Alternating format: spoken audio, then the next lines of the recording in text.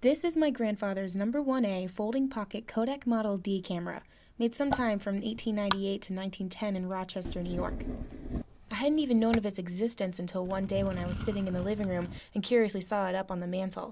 I didn't know it then, but finding this camera was the beginning of a very interesting search for the inner workings of my grandfather's life and his beautiful obsession.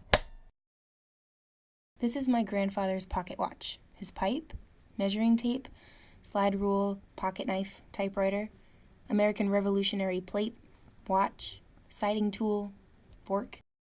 But possibly his most prized possession is his 40 years worked book on the ancestry of the Pattersons. 3 inches thick and over 500 pages of names, dates, cities, and birth certificates, it starts at the beginning.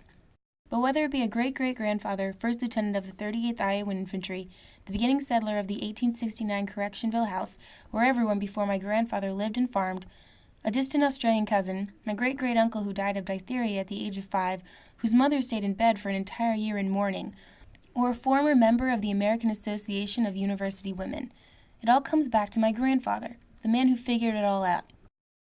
Born March 18, 1912 in Cleveland, Ohio, Norman George Patterson was a farmer in Ohio and South Dakota, and graduated as an agronomy student in 1937, where he was a member of the Delta Tau Delta fraternity.